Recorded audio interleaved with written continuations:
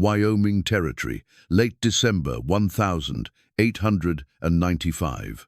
Rachel Lynne Carter sits alone in her failing homestead, 8 months pregnant and facing foreclosure. Her husband is dead, her larder is empty, and the bank's final notice hangs on her mantle like a death sentence. The blizzard howling down from the Absarokas seems determined to bury what's left of her dreams. Then comes a knock at her door. Standing in the storm is Wyatt Boone Ellison, 23 years old, threadbare coat, heavy with snow, carrying an armload of split pine.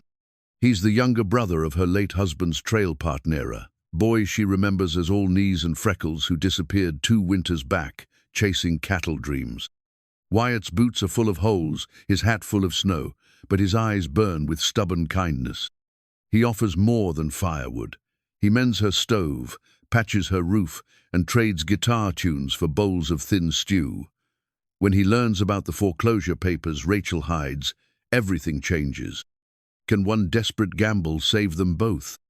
Before we jump back in, tell us where you're tuning in from, and if this story touches you, make sure you're subscribed, because tomorrow I've saved something extra special for you. The wind had been Rachel's only companion for 3 weeks now, ever since the last of the neighbors packed their wagon and headed east toward Cheyenne. It rattled the loose shingles on the roof that Samuel had promised to fix come spring he'd never see. The sound reminded her of bones in a tin cup, hollow and lonesome. She pressed her hand against the curve of her belly, feeling the baby shift restlessly inside her. 8 months along, and still no name chosen. Samuel had been certain it would be a boy, had already carved a small wooden horse for little Sam to play with. The horse sat on the mantle now, next to the foreclosure notice that had arrived with yesterday's mail. The homestead stretched before her through the frost-etched window, 160 acres of stubborn Wyoming earth that she and Samuel had claimed 3 years ago. They'd built the cabin themselves, log by log, dream by dream. Samuel had been particular about the placement, choosing a spot where the morning sun would warm the kitchen window and the evening light would paint the mountains purple. He'd been a man who noticed such things, who believed that beauty could sustain a person through the hardest times. Now the cabin felt too big and too small all at once, too big for just her and the baby she carried, too small to contain all the memories that seemed to crowd into the corners like shadows. The main room held their table-scarred pine that Samuel had hewn from trees he'd felled himself, and 2 chairs that had been wedding gifts from his sister in Denver. The kitchen boasted a cast-iron stove that had cost them a month's savings, and shelves lined with empty mason jars that should have been filled with summer's bounty.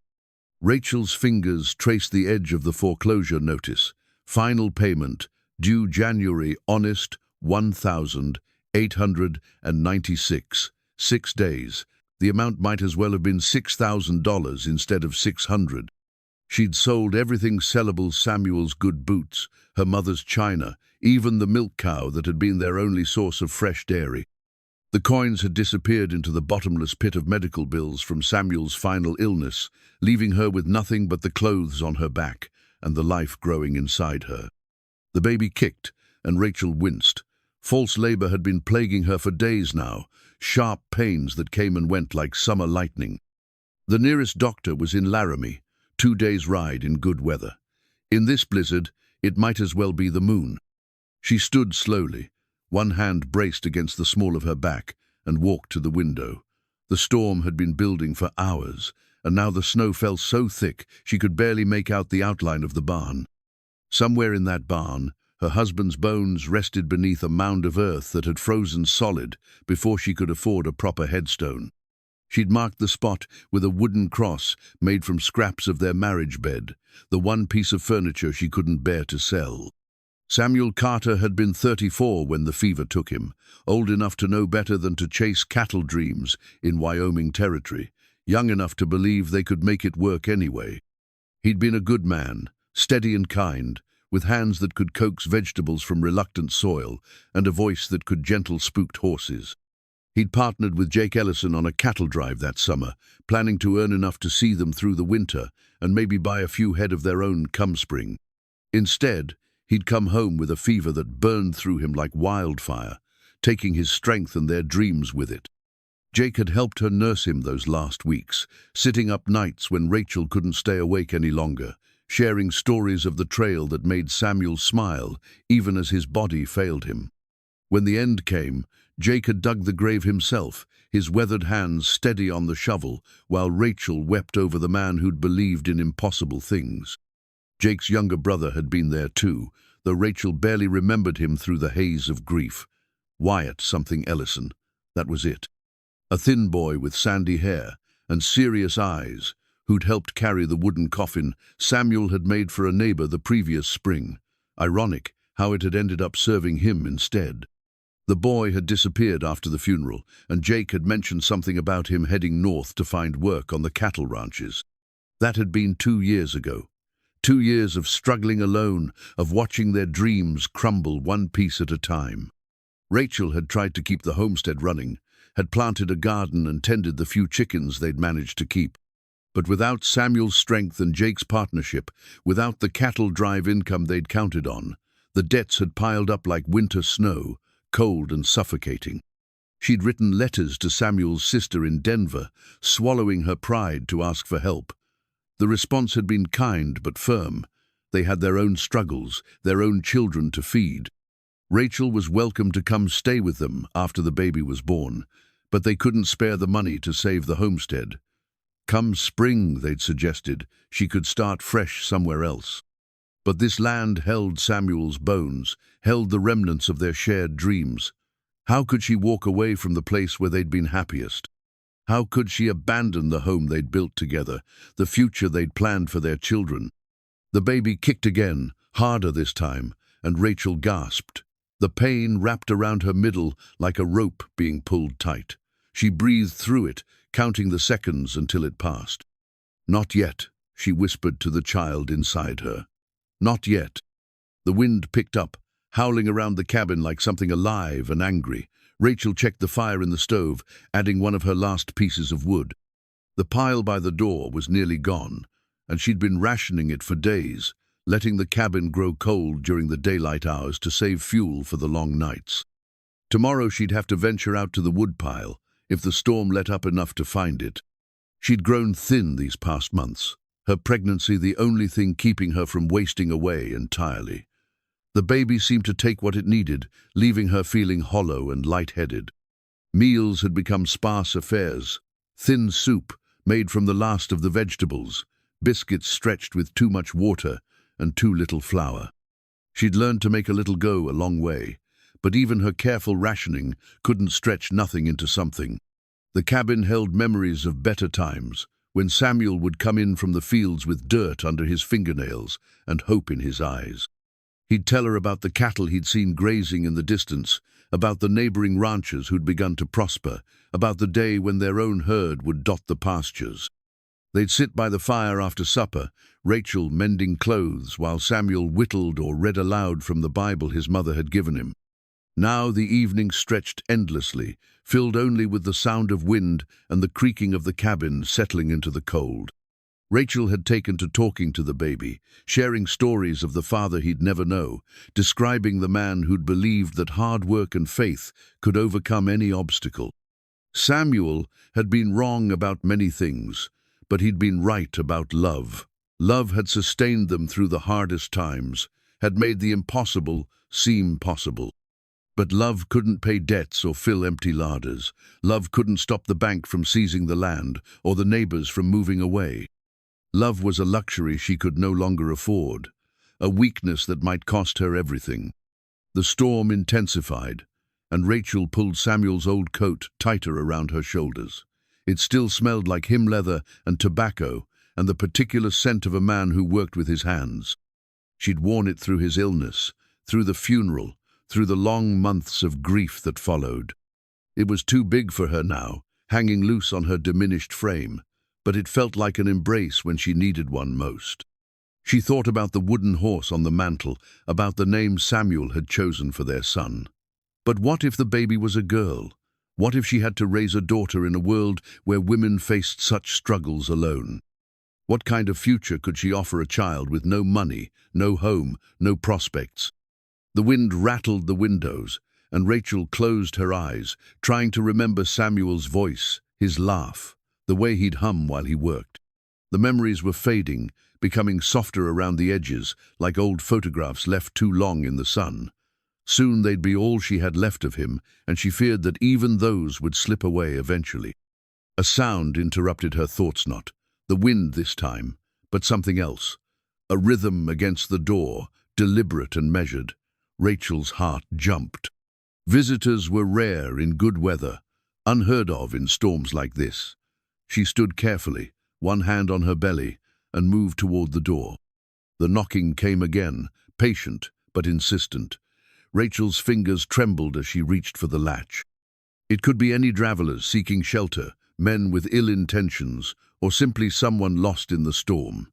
She had no weapon save for Samuel's old rifle, which hung unloaded above the mantle. But something in the rhythm of the knocking, something in the way it waited for a response, suggested not danger but desperation. Someone else fighting against the storm, seeking the same shelter she yearned for. Rachel opened the door. The young man standing in her doorway looked like winter itself, had carved him from ice and shadow. Snow clung to his threadbare coat, and his hat brim dripped steadily onto her threshold. But it was his eyes that caught her pale blue like morning sky, familiar in a way that made her heart skip. "Ma'am," he said, his voice rough from the cold. "I'm Wyatt Ellison, Jake's brother. I don't know if you remember me, but I was here when—" He stopped, his gaze dropping to the snow at his feet. "When Samuel passed." Rachel's hand tightened on the door frame. Of course, the thin boy who'd helped carry the coffin, who'd stood silent and awkward at the graveside while she wept. He'd filled out some in the years since, his shoulders broader beneath the worn coat, but those serious eyes remained the same. "I remember," she said softly. "You're taller now." A ghost of a smile crossed his face. "Yes, ma'am. I brought you some firewood." He gestured to the stack of split pine he'd somehow managed to carry through the storm. "Figured you might be running low." Rachel stared at the wood, her throat tight. How had he known? How had he appeared at the exact moment when her last pieces were burning in the stove? "I can't pay you for it." "Wasn't asking for payment." Wyatt's breath clouded in the frigid air. "Just thought you might need it, what with the storm and all. And your condition." His eyes flicked briefly to her rounded belly, then away, color rising in his wind-burned cheeks. The baby chose that moment to kick, hard enough to make Rachel gasp and clutch her side. The pain was sharp and sudden, radiating from her back around to her belly like a band of fire. She doubled over, one hand pressed to the doorframe, the other cradling her stomach. "Ma'am?" Wyatt dropped the firewood and stepped forward. Should I?" "It's nothing," Rachel managed, though her voice came out strained. "Just false labor. It's been happening for days." But even as she said it, another pain struck, stronger than the first. This time she couldn't stop the cry that escaped her lips. Her knees buckled, and suddenly Wyatt was there, his arm supporting her weight, guiding her to the nearest chair. "Easy now," he said, his voice gentle but firm. "Let's get you sitting down." Rachel sank into the chair, her breath coming in short gasps. The pain receded slowly, leaving her shaky and pale. "I'm sorry," she whispered. "I didn't mean to." "Nothing to apologize for." Wyatt knelt beside her chair, his face creased with concern. "When's the baby due?" "Soon. Maybe 2 weeks, maybe less." Rachel pressed her hand to her belly, feeling the tight muscles gradually relax. "The doctor in Laramie said it could come any time." "And you're here alone?" The question hung in the air between them, heavy with implication. Rachel lifted her chin, trying to summon the pride that had sustained her through the worst of her grief. "I managed just fine." But Wyatt's eyes had already taken in the details. She'd tried to hide the thin soup on the stove, the nearly empty wood box, the way her clothes hung loose on her diminished frame. When his gaze fell on the mantle, she saw him notice the foreclosure notice, pinned there like a death warrant. "What's that?" he asked quietly. "Nothing that concerns you." Rachel tried to stand, but another pain milder this time made her settle back into the chair. Thank you for the firewood. It's very kind, but I really can't. Ma'am, forgive me for speaking plain, but you're about to have a baby in the middle of a blizzard with no help and no heat. Wyatt's voice was respectful but determined. I'm not leaving you alone like this. You don't understand. I can't take charity. I won't be beholden to anyone. It's not charity if I'm offering fair trade. Wyatt stood and moved to the mantle, his eyes scanning the official document. Room and board in exchange for firewood and repairs. Seems like a reasonable arrangement to me. Rachel watched him read, saw his jaw tighten as he took in the details. $600, 6 days. The impossible arithmetic of her situation laid bare for a stranger to see. This is from the bank, he said finally. Yes. They're taking the homestead. Yes.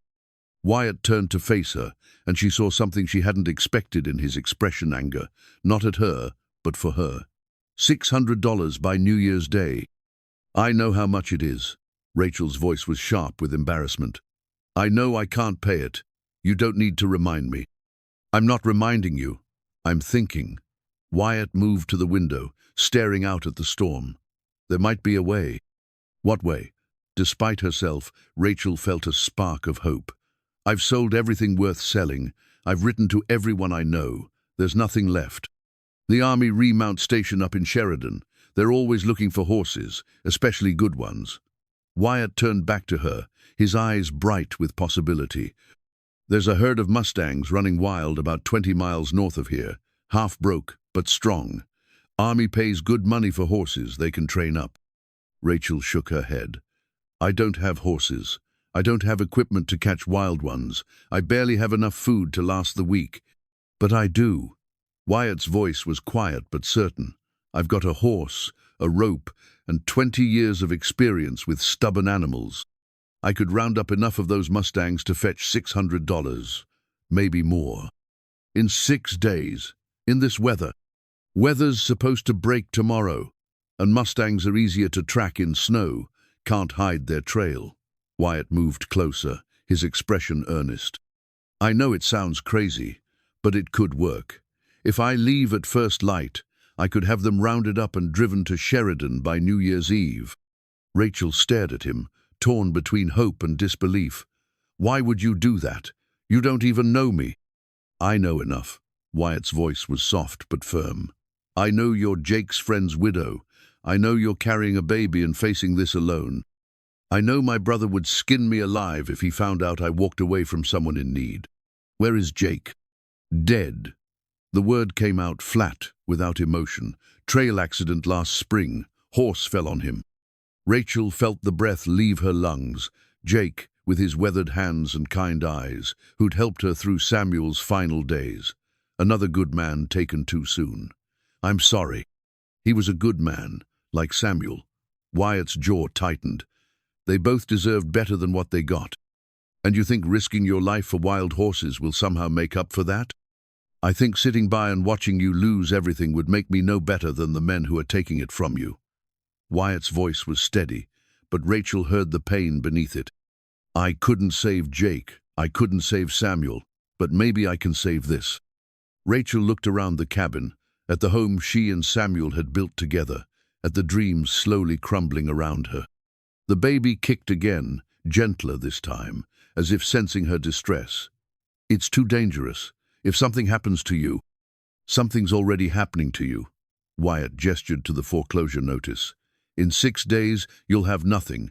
No home, no land, nowhere to go with a newborn baby. At least this way, there's a chance. And if you don't make it back, then you're no worse off than you are now. Wyatt's smile was sad, but determined. But if I do make it back, if I can bring those horses to Sheridan and get them sold, then this place stays yours. Your baby grows up in the home you and Samuel built together. Rachel felt tears prick her eyes. The hope hurt worse than the despair had, sharp and bright and terrifying. I can't ask you to do that. You're not asking, I'm offering. Wyatt knelt beside her chair again, his eyes meeting hers. Let me do this, Rachel. Let me help. She looked at him, really looked at him, and saw not the awkward boy who'd stood at Samuel's graveside, but a man who'd been shaped by loss and hardship into something strong and determined. His clothes were worn and patched, his boots cracked with age, but there was something solid about him, something that reminded her of Samuel in his certainty. "All right," she whispered. Wyatt's smile transformed his face, made him look younger and more hopeful. "All right?" "All right." Rachel managed a smile of her own. "But I want you to know if you do this, if you save this place, I'll find a way to pay you back. Somehow. Just having someone to come home to will be payment enough." The words slipped out before Wyatt could stop them, and color rose in his cheeks. "I mean someone to report to. About the horses." Rachel felt her own cheeks warm. "Of course." Outside, the storm continued to rage, but inside the cabin, something had shifted. The despair that had pressed down on Rachel for weeks seemed to lift, replaced by something she'd almost forgotten. Hope. It was fragile and uncertain, but it was real. And for the first time since Samuel's death, she wasn't facing the future alone. The storm broke before dawn, leaving the world wrapped in pristine white silence. Rachel woke to the sound of Wyatt moving quietly around the cabin, stoking the fire and preparing for the day ahead. She'd insisted he sleep in Samuel's chair by the hearth rather than brave the barn, and now she watched him through half-closed eyes, noting the careful way he moved to avoid waking her. "Morning," she said softly, and he turned with a smile that made something flutter in her chest. "Morning. How are you feeling?" Rachel took inventory of her body, the ever-present ache in her back, the weight of the baby pressing against her ribs, the exhaustion that had become her constant companion. But underneath it all, something new, the absence of the crushing despair that had settled over her like a shroud. "Better," she said, and meant it. Wyatt had already brought in the firewood from the night before, stacking it neatly beside the stove. The cabin felt warmer than it had in weeks, and Rachel realized he must have been feeding the fire throughout the night. You didn't have to do that. Habit, I suppose. Years of camping under the stars teach you to tend a fire. He gestured toward the kitchen. "I made coffee. Hope you don't mind I used your grounds." Rachel pushed herself upright, accepting his offered hand to help her stand. The coffee smelled like heaven-rich and dark and real. She couldn't remember the last time she'd had proper coffee instead of the chicory and barley mixture she'd been stretching for weeks. "Where did you get coffee?" "Had it in my saddlebags, been saving it for a special occasion." Wyatt's smile was shy. Figured this qualified. They sat at the small table, cradling their cups in the morning light that streamed through the frost-etched windows. The silence was comfortable, broken only by the soft sounds of the awakening day. The creak of the cabin settling, the distant call of a hawk, the whisper of wind through the pines. "Tell me about the horses," Rachel said finally. Wyatt's face grew animated. "They're beautiful creatures, wild and proud, running free in the high country. There's a big black stallion leads them scars on his flanks from fighting off wolves, but he's still got the heart of a king. Maybe 20 mares in his herd, and a few yearlings that'll make good saddle horses with the right training. And you think you can catch them? I've been watching them for months. They've got a pattern water sources, grazing areas, shelter spots. This snow will make them easier to track, and the cold will slow them down some." Wyatt's eyes grew distant. "It won't be easy, but it's possible." Rachel studied his face, seeing the quiet confidence there. "You've done this before." "Once or twice. Jake and I caught a few wild ones when we were younger, broke them for riding. There's a trick to it. You don't fight them, you outlast them. Patience and persistence." Sounds like good advice for more than just horses. Their eyes met across the table, and Rachel felt that flutter again, stronger this time. There was something about the way Wyatt looked at her, not with pity or condescension, but with genuine respect, as if he saw her as more than just a desperate widow, as if he recognized the strength it had taken to survive this long alone. "I should check the roof before I go," Wyatt said, breaking the moment. "Noticed some loose shingles yesterday." "You don't have to." "Rachel." His voice was gentle but firm. Let me help with what I can fix now. The horses are a gamble, but a solid roof is a sure thing." She nodded, understanding that this was about more than repairs. Wyatt needed to feel useful, needed to believe he was making a difference. It was a feeling she recognized, the desperate need to do something, anything, to fight back against the forces trying to tear your world apart. While Wyatt worked on the roof, Rachel moved slowly around the cabin, straightening what little they had, preparing what might be their last meal together for days. She found herself listening for the sound of his boots on the wooden shingles, the rhythm of his hammer as he secured loose boards. When he came back inside, his cheeks were red with cold, and there was snow in his sandy hair. That should hold through the winter. The east corner was letting in more water than I thought. "Thank you." Rachel ladled thin soup into a bowl and set it before him. "I wish I had more to offer." "This is plenty." Wyatt ate with the focused attention of a man who'd learned not to waste food. "It's good. Reminds me of something my mother used to make." "What happened to her?" "Fever took her when I was 12. Jake raised me after that, best he could." Wyatt's voice was matter-of-fact, but Rachel heard the old pain beneath it. He was barely 20 himself, trying to make a living with horses and cattle. "We moved around a lot, never stayed anywhere long enough to call it home." "Is that why you do this? Help people, I mean?" Wyatt was quiet for a long moment, considering. "Jake always said a man's measure isn't what he owns, but what he's willing to give up for others. When times were hardest, there was always someone who'd share a meal or offer shelter. I suppose I learned that kindness is the only thing that makes the hard times bearable." Rachel thought of Samuel, of the way he'd helped neighbors even when they had little to spare. "Your brother sounds like he was a good man." "He was. He would have liked you." Wyatt's smile was sad. He always said the strongest people were the ones who kept going when they had every reason to quit. After the meal, Wyatt began gathering his gear. His saddle was worn but well maintained, the leather supple from years of careful tending. His rope was coiled with practiced precision, and his horsey, sturdy bay gelding stood patient and ready in the barn. "His name's Rusty," Wyatt said, running his hand along the horse's neck. "He's not much to look at, but he's got heart. We've covered a lot of ground together." Rachel watched him check the horse's hooves, adjust the saddle, prepare for the journey ahead. Each movement was deliberate and careful, the actions of a man who understood that small details could mean the difference between success and failure. "There's something else," Wyatt said, not meeting her eyes. "In the barn, under the loose floorboard by the feed bin, Samuel's guitar." Rachel's breath caught. "I looked everywhere for that." "Jake hid it there after the funeral. Said you had enough to grieve without facing the music, too." Wyatt's voice was gentle. "Might be time to bring it back inside." Rachel nodded, not trusting her voice. The guitar had been one of Samuel's most prized possessions, a gift from his father that had traveled with him from Missouri to Wyoming.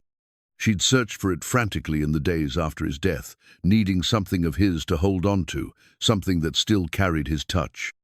"I'll get it," she said. "I'll come with you." They walked to the barn together, their breath clouding in the cold air. The building was smaller than Rachel remembered, filled with the familiar smells of hay and leather and horses. Wyatt led her to the corner where the feed bin sat, and together they pried up the loose floorboard. The guitar case was wrapped in oilcloth, protected from moisture and dust. Rachel's hands trembled as she lifted it out, as she opened the case and saw the instrument that had filled so many evenings with music and laughter.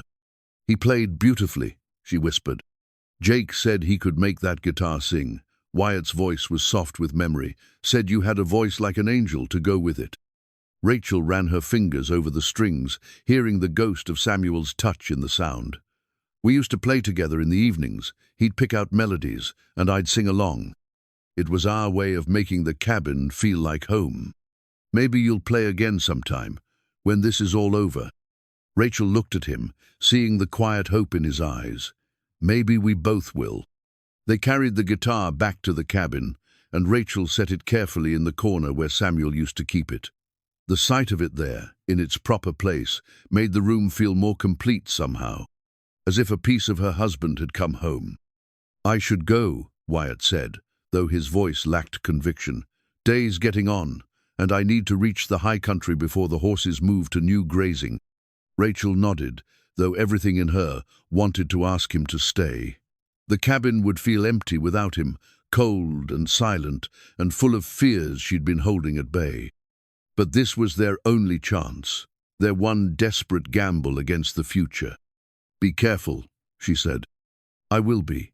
Wyatt moved toward the door, then stopped. "Rachel, if something happens, if the baby comes early, or if you need help, I'll be fine. There's a ranch about 5 miles south, the Hendersons. They're good people, and Mary Henderson has birthed half the babies in the county. If you need anything—" "I know the Hendersons." Rachel's voice was steadier than she felt. "I'll be careful too." Wyatt nodded, but she could see the reluctance in his posture, the way he lingered in the doorway, as if memorizing the sight of her. Finally, he stepped outside and mounted his horse. "I'll be back," he said, "New Year's Eve, with money enough to pay the debt. I'll be here." Rachel watched him ride away, his figure growing smaller against the white landscape until he disappeared beyond the ridge. Only then did she allow herself to cry, not from despair this time, but from the terrifying, wonderful possibility that maybe, just maybe, everything would be all right. The guitar sat silent in the corner, waiting for music to fill the cabin once again. The cabin felt impossibly quiet after Wyatt left. Rachel tried to keep busy, mending clothes and organizing what little they had, but her eyes kept drifting to the window, searching the horizon for any sign of movement. The baby seemed restless too, shifting constantly as if sensing her anxiety. She'd retrieved Samuel's guitar from the corner and now held it in her lap, running her fingers over the familiar curves. The wood was smooth and warm, polished by years of handling. When she pressed her ear to the sound hole, she could almost hear the echo of old songs, the memory of music that had once filled these walls. Tentatively, she placed her fingers on the frets and strummed a chord. The sound was rich and full, though slightly out of tune from its long storage. She adjusted the tuning pegs, listening carefully as each string found its proper pitch. The process was meditative, requiring focus that kept her mind from wandering to dangerous thoughts about Wyatt alone in the wilderness.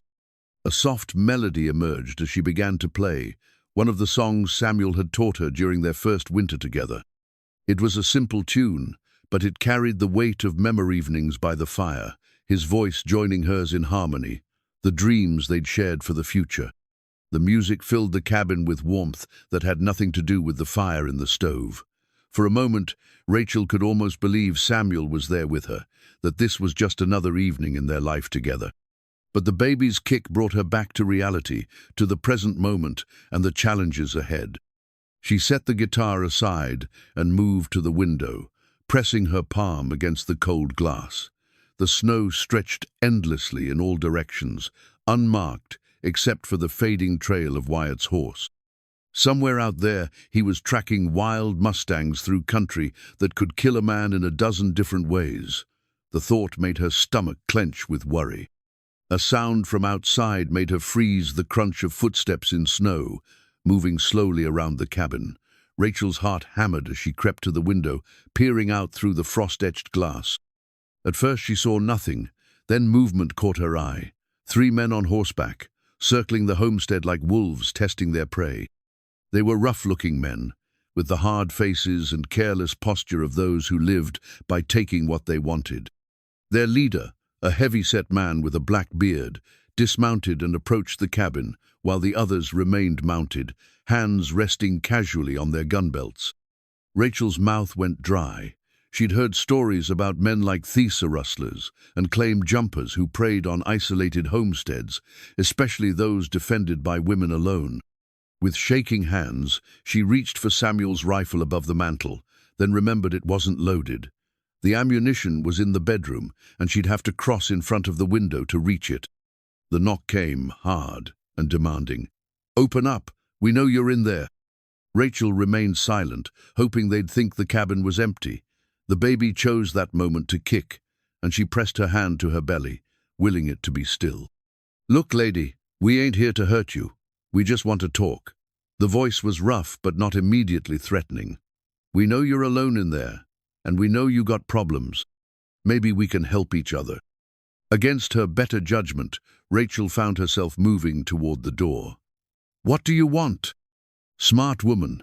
See, we heard about your troubles with the bank. Word gets around, you know, and we also heard about that young fella who rode out of here this morning. Seems to us like you might be in need of some protection." Rachel's blood ran cold. They'd been watching, waiting for Wyatt to leave. "I don't need protection." "Now that's where you're wrong." The voice carried a note of amusement. "See, there's been talk about this place, about the water rights that come with it. Creek runs year-round, good grazing land, prime location. Some folks think it's a shame to see it wasted on a woman who can't pay her debts. This land belongs to me. For now. But come New Year's, well, that might change. Unless you got $600 hidden away somewhere." The man's laughter was harsh. "We're offering you a choice, lady. You sell to us, $50 for a quick deed transfer, and we'll make sure you're taken care of. Fed, sheltered, protected. Better than being thrown off with nothing." Rachel's grip tightened on the door handle. $50 for land worth 10 times that, and protection that would likely come with strings attached she didn't want to think about. "And if I refuse? Then you take your chances with the bank, and with whatever else might happen to a woman alone in the wilderness. Accidents happen, you know, especially in winter." The threat was clear, though couched in reasonable-sounding words. Rachel's mind raced, trying to think of options. She could scream, but there was no one close enough to hear. She could try to reach the rifle, but they'd likely break down the door before she could load it. Her best hope was to stall for time and pray they'd grow tired of waiting. "I need time to think about it," she said. "Time's something you don't have much of, but we're reasonable men. We'll give you until tomorrow to make up your mind. After that, well, the offer might not be so generous." Rachel heard the sound of boots moving away from the door, followed by the men mounting their horses. She waited until the hoofbeats faded before allowing herself to breathe again.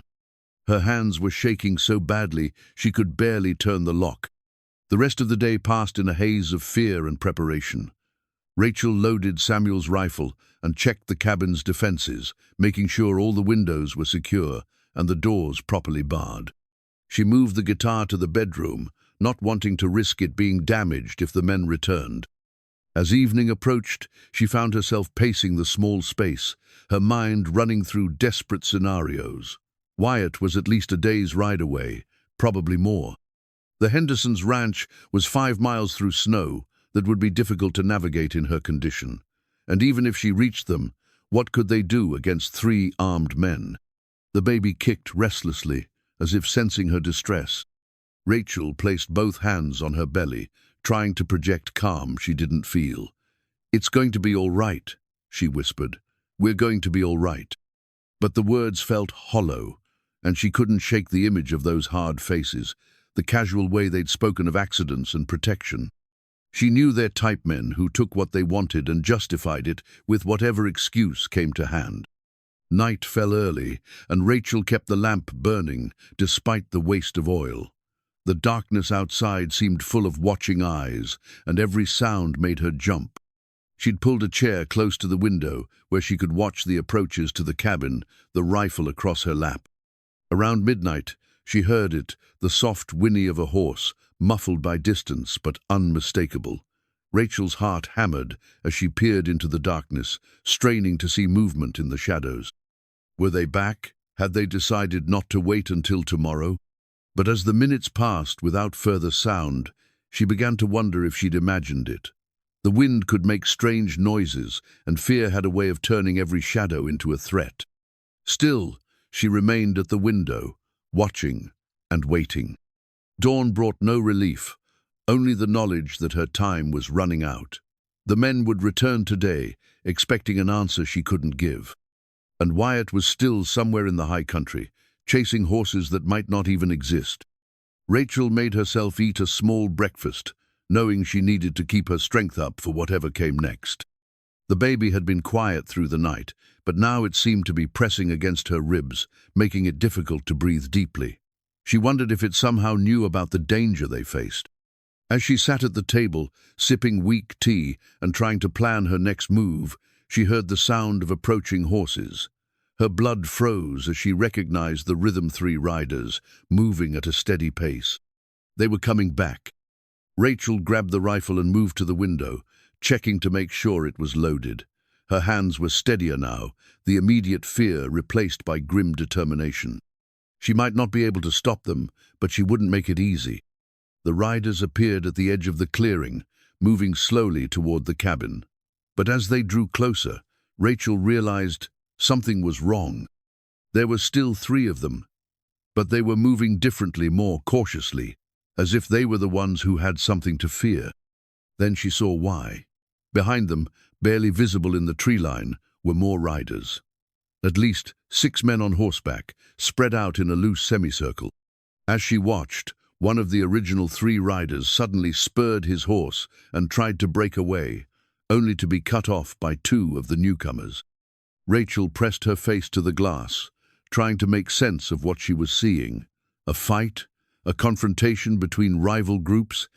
Either way, it was taking place in her front yard, and she was trapped in the middle of it. The sound of gunfire made her duck instinctively, though the shots seemed to be warning shots rather than aimed to kill. Voices carried on the wind, angry and authoritative, though she couldn't make out the words. Then, as suddenly as it had begun, the confrontation was over. The 3 original riders were being herded away by the larger group, their hands raised in surrender. Rachel watched in amazement as they disappeared into the trees, leaving only the sound of wind and her own pounding heart. A single rider separated from the group and approached the cabin. Rachel tensed, raising the rifle, but something about his posture suggested he meant no harm. He dismounted a respectful distance from the door and called out, "Ma'am, are you all right in there? I'm Sheriff Tom Bradley from Laramie. We've been tracking those men for weeks." Rachel's legs nearly gave out with relief. The sheriff. Somehow, impossibly, help had arrived just when she needed it most. She set the rifle aside and opened the door, stepping out into the cold morning air. "I'm fine," she called back. "But they threatened to come back today." "They won't be bothering you again, ma'am. We'll be taking them back to Laramie to face charges for rustling and intimidation." The sheriff tipped his hat respectfully. "You're Mrs. Carter, aren't you? The widow?" "Yes. We had word that you might be in danger. Someone sent a message through the telegraph office in Sheridan, asked us to keep an eye on this place." Rachel's heart skipped. "Someone sent a message?" "Young fella named Ellison. Said he was worried about your safety while he was away on business." The sheriff's smile was kind. "Seems like you've got a good friend looking out for you." Rachel felt tears prick her eyes. Even in the wilderness, chasing wild horses and risking his life for her future, Wyatt had found a way to protect her. The knowledge filled her with a warmth that had nothing to do with the morning sun. "Yes," she said softly, "I do." The sheriff and his men had been gone for 2 hours, but Rachel still felt the lingering warmth of their protection. She'd prepared them coffee and biscuits, grateful for the company and the assurance that the rustlers wouldn't return. But now the cabin felt empty again, and her thoughts turned inevitably to Wyatt. She'd learned from Sheriff Bradley that the telegraph office in Sheridan was a full day's ride from where the Mustang herd was likely running. That meant Wyatt had not only reached the high country safely, but had taken time to arrange for her protection. The knowledge filled her with a mixture of gratitude and worry if he was spending time on telegraphs. Was he falling behind in his pursuit of the horses? The baby had been restless all morning, pressing against her ribs and making it difficult to find a comfortable position.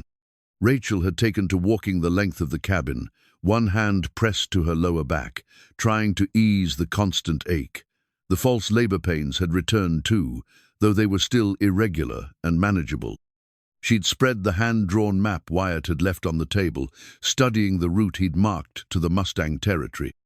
The terrain was rough, steep ridges and narrow valleys that would challenge even an experienced horseman.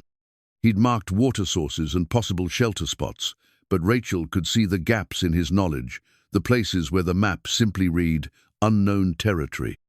The morning passed slowly, punctuated by the ordinary tasks of survival. Rachel mended a tear in her coat, rationed out meal portions for the coming days, and checked the firewood supply. Wyatt had left her with enough wood to last a week if she was careful, but the nights were growing colder, and she found herself feeding the fire more frequently. Around midday, she heard the sound of an approaching horse. Rachel's heart leaped. Could Wyatt have returned already? But the hoofbeats were wrong, too measured and deliberate. She moved to the window and saw a familiar figure riding toward the cabin. Mary Henderson dismounted near the door, her round face flushed with cold and concern. She was a sturdy woman in her 50s, with grey-streaked hair and the capable hands of someone who'd spent her life caring for others. Rachel had always liked her, though they'd had little opportunity to visit since Samuel's death. "Rachel, dear," Mary called out as she approached. "I heard about the trouble this morning. Sheriff Bradley stopped by our place on his way back to Laramie." Rachel opened the door, grateful for the company. "Mary, what are you doing out in this cold?" "Couldn't sit home knowing you were up here alone after what happened." Mary stamped her boots on the threshold and followed Rachel inside, her sharp eyes taking in the loaded rifle by the door, the tension in Rachel's posture. "Besides, I brought you something." She produced a cloth-wrapped bundle from her coat. "Fresh bread and some of my preserved peaches, and this." She pulled out a small bottle of amber liquid. "Laudanum, for when the baby comes." Rachel's throat tightened with gratitude. "You didn't need to." "Nonsense. We look after our own out here." Mary settled into a chair, studying Rachel with a practiced eye. "How are you feeling?" "Really? Tired. Worried. The baby's been restless all day." Rachel rubbed her belly, feeling the constant movement inside. "And the pains are getting stronger." "How far apart?" "Irregular. Sometimes 20 minutes, sometimes an hour." Rachel sat across from Mary, grateful to have someone knowledgeable to talk to. "They're not real labor pains yet, are they?" "Hard to say. First babies can take their time." Mary's expression was kind but serious. "But you're carrying low, and that's usually a sign things are moving along. Could be any day now." The words sent a chill through Rachel. Any day. And Wyatt was still days away from returning, assuming he returned at all. What if the baby comes while I'm alone? Then you'll manage, same as women have been managing for thousands of years." Mary's voice was matter-of-fact, but comforting. "I've brought supplies, and I'll check on you every day until that young man of yours gets back." "He's not my—" Rachel began, then stopped. What was Wyatt to her? A friend? A benefactor? Something more complicated that she wasn't ready to name? Mary's smile was knowing. "The sheriff mentioned he'd arranged for your protection. That's not something a casual acquaintance does, dear." Rachel felt heat rise in her cheeks. "He's just being kind. He knew my husband." Mary's tone suggested she wasn't buying that explanation. "Well, kind or not, he's taking quite a risk for you. Sheriff said he was planning to catch wild mustangs and drive them to Sheridan. That's dangerous work in good weather, let alone in winter." "I know." Rachel's voice was barely a whisper. "I keep thinking I should have stopped him, should have told him not to risk his life for my problems." "And what would you have done instead? Taken charity from those rustlers?" Mary's voice was sharp. "Rachel, sometimes we have to let people help us, even when it scares us, especially when it scares us." They spent the afternoon talking, and Rachel found herself sharing things she'd kept bottled up for months. The loneliness, the fear, the crushing weight of trying to hold everything together when it felt like the world was falling apart. Mary listened without judgment, offering practical advice and emotional support in equal measure. "Samuel was a good man," Mary said as the conversation turned to Rachel's late husband. "But he was a dreamer, wasn't he? Always thinking about tomorrow instead of today." Rachel nodded. "He believed so strongly that things would work out, that hard work and faith would be enough. Sometimes I think that's what killed him. The fever broke his body, but disappointment broke his spirit first." "And this Wyatt? What kind of man is he?" Rachel considered the question carefully. "Different from Samuel. More practical, maybe. He sees problems and tries to solve them instead of just hoping they'll resolve themselves." She paused. "But he's got the same kind of heart, the same willingness to sacrifice for others. Sounds like exactly what you need. Before Rachel could respond, they were interrupted by a sharp pain that wrapped around her middle like a vice. She gasped, doubling over as the contraction seized her. Mary was beside her instantly, one hand on her back, the other checking her pulse. "Breathe through it," Mary coached. "Deep breaths, in and out." The pain lasted nearly a minute before gradually subsiding. Rachel sat back, shaken by its intensity. That was stronger than the others. Mary glanced at the mantle clock. "I'm going to time the next one.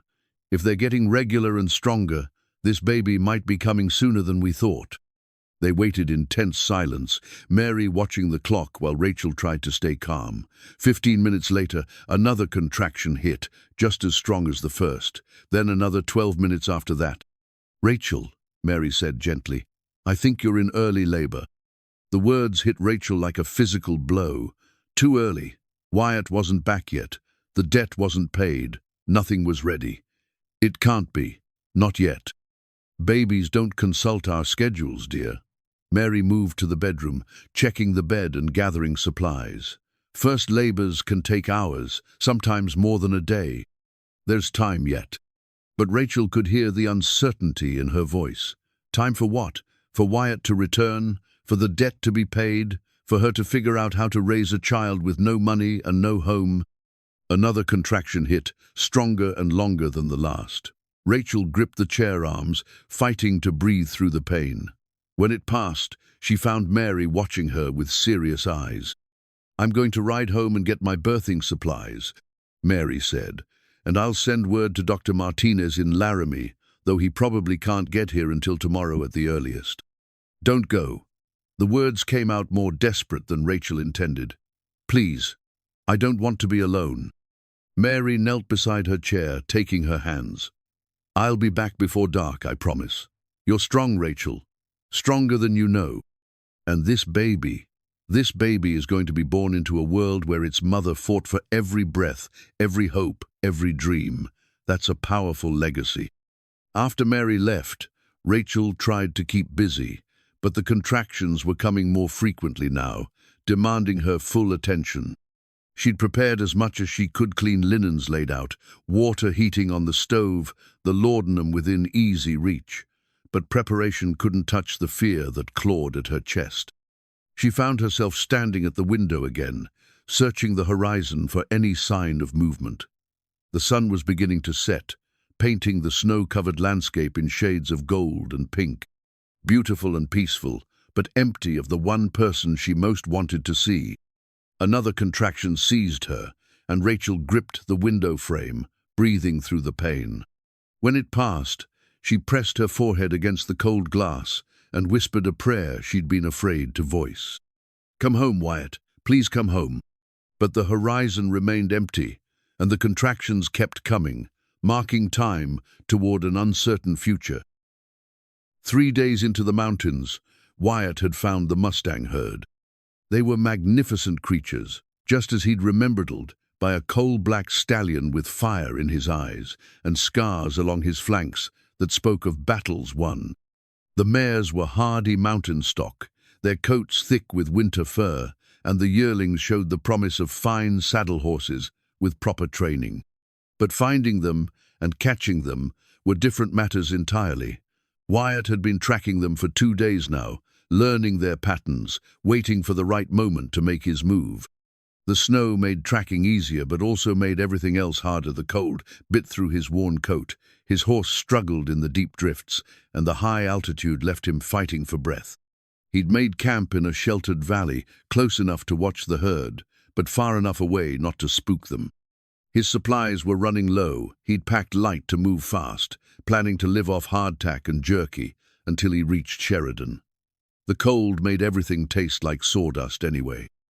From his vantage point behind a fallen log, Wyatt studied the herd's movements. They'd established a routine over the winter morning, grazing in the protected meadow, afternoon rest in the timber, evening water at the creek that ran clear despite the cold. If he could position himself correctly, he might be able to funnel them into the box canyon he'd spotted to the east. The thought of Rachel filled his quiet moments.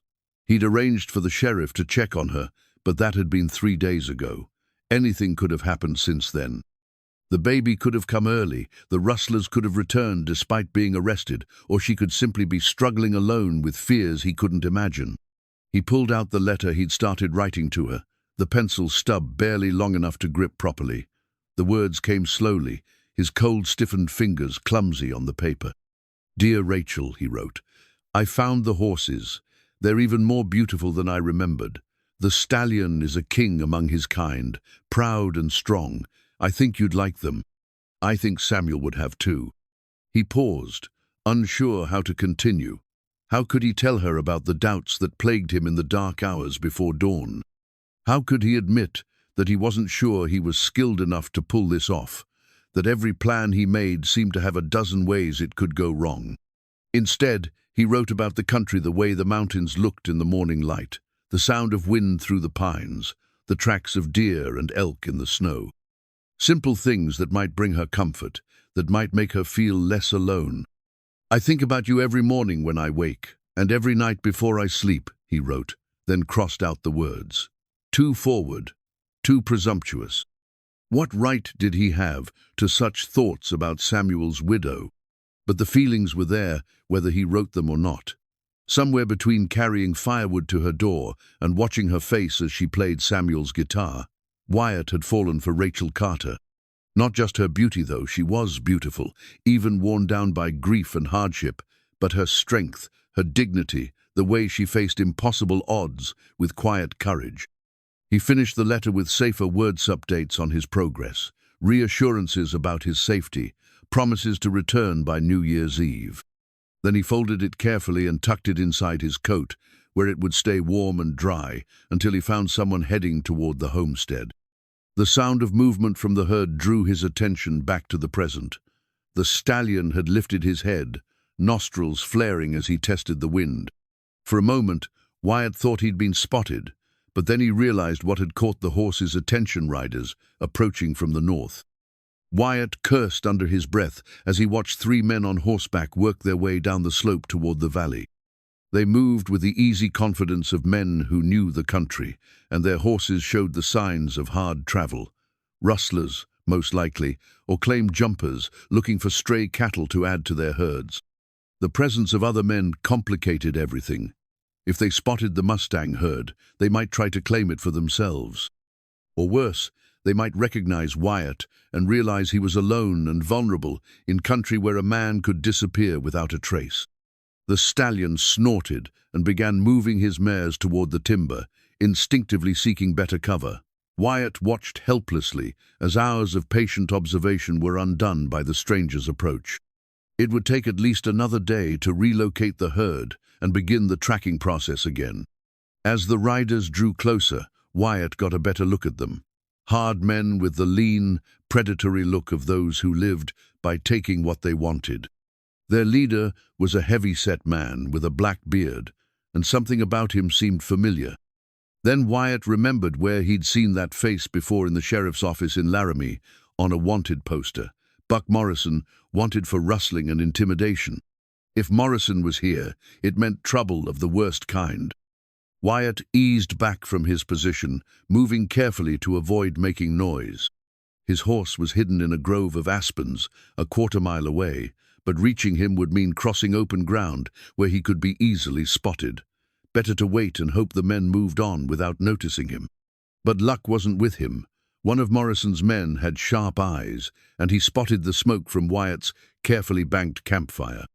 Within minutes, all 3 riders were heading straight for his position. Wyatt abandoned stealth and ran for his horse, crashing through the underbrush as shouts erupted behind him. He reached Rusty just as the first rifle shot rang out, the bullet whining past his head to splinter bark from a nearby pine. He swung into the saddle and spurred his horse toward the valley mouth, hoping to reach more open country where Rusty's speed might give him an advantage. But his pursuers knew the terrain, and they were already moving to cut off his escape route. The chase stretched across miles of broken country, with Wyatt using every trick he'd learned in 20 years of riding to stay ahead of the men who wanted him dead. Rusty was a good horse, but he was tired from days of hard travel, and their pursuers were mounted on fresh animals. Finally, in a narrow canyon with walls too steep to climb, Wyatt was forced to make a stand. He found cover behind a boulder slide and checked his rifle, counting the cartridges he had left. Not many, but enough if he made every shot count. "Give it up, boy," Morrison's voice echoed off the canyon walls. "You're outnumbered and outgunned. Just ride away and we'll forget we ever saw you." "Can't do that," Wyatt called back. "Got business to finish." "Business? What business could a drifter like you have with our horses?" "They're not your horses. They're wild, and they belong to whoever can catch them fair and square." Morrison's laughter was harsh and ugly. "Fair and square? Boy, you got a lot to learn about how things work out here." The gunfight that followed was brief, but intense. Wyatt's first shot took down one of Morrison's men, and his second sent the other scrambling for better cover. But Morrison himself was a crafty fighter, and he worked his way around the canyon wall until he had a clear shot at Wyatt's position. The bullet caught Wyatt in the shoulder, spinning him around and sending his rifle clattering across the rocks. He rolled behind a larger boulder, blood seeping through his coat as Morrison closed in for the kill. "Should have taken my offer," Morrison called out. "Now you're gonna die for a bunch of horses that ain't worth the trouble." But before Morrison could deliver the finishing shot, the sound of approaching riders echoed through the canyon. Morrison cursed and retreated, unwilling to face unknown numbers in such confined space. Within minutes, he and his surviving man had vanished into the maze of canyons that honeycombed the high country. The newcomers proved to be a cavalry patrol from Fort Sanders, led by a young lieutenant who took one look at Wyatt's bloody shoulder and ordered his men to provide medical attention. "What happened here?" the lieutenant asked, as his sergeant bandaged Wyatt's wound. "Ran into some rustlers. They didn't like the idea of honest competition for the Mustang herd." Wyatt gritted his teeth as the sergeant pulled the bandage tight. "I'm trying to catch those horses for the Army remount station." "Authorized. Got the paperwork in my saddlebags. Captain Williams in Sheridan knows about it." The lieutenant checked the documents, then nodded approvingly. "Williams mentioned he was expecting someone. Said to give you any assistance we could." He glanced at Wyatt's shoulder. "You're not going to be roping horses with that wound." "I'll manage." "Maybe, but you'll manage better with help." The lieutenant smiled. "Happens we're heading back to Sheridan ourselves, and we could use some good horses for the garrison. What say we partner up? We help you catch the Mustangs, and the Army gets first pick of the best animals." Wyatt considered the offer. It wasn't what he'd planned, but the wound in his shoulder was worse than he'd let on, and the partnership would ensure he could deliver the horses on time. More importantly, it would get him back to Rachel by New Year's Eve. "Deal," he said. With the soldiers' help, the capture went more smoothly than Wyatt had dared hope. They used military tactics to surround and funnel the herd, working together with practiced efficiency. The stallion fought magnificently, but even he couldn't stand against trained cavalry horses and experienced riders. By the time they started the drive toward Sheridan, Wyatt had 16 good horses, enough to pay Rachel's debt with money to spare. His shoulder throbbed with every step his horse took, but his heart was light with hope. He was going home, and this time he had more than firewood to offer the woman who'd captured his heart. The Army remount station in Sheridan was a sprawling complex of corrals and barracks, bustling with activity despite the late December cold. Wyatt rode in with the cavalry patrol and the captured Mustangs, his wounded shoulder aching but his spirits high. 16 good horses, more than enough to solve Rachel's problems and secure their future. Captain Williams met them at the main gate, a weathered man with graying temples and the bearing of a career soldier. He looked over the horses with an experienced eye, nodding approvingly at the quality of the animals. "Fine work, Ellison," Williams said. "These are exactly what we need for the spring campaigns. Strong, hardy stock that can handle rough country." "Thank you, sir." Wyatt dismounted carefully, favoring his injured shoulder. "What's the Army paying for horses like these?" Williams named a figure that made Wyatt's heart leap. More than enough to pay the debt, with money left over to see Rachel through the winter and beyond.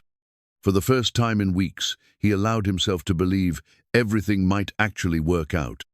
"There's just one problem," Williams continued, and something in his tone made Wyatt's stomach clench. "The remount program's been suspended." "Suspended?" Wyatt felt the words hit him like a physical blow. "What do you mean, suspended?" "Orders came down from Washington 3 days ago. Budget cuts. The Army's been directed to purchase horses through established contractors only.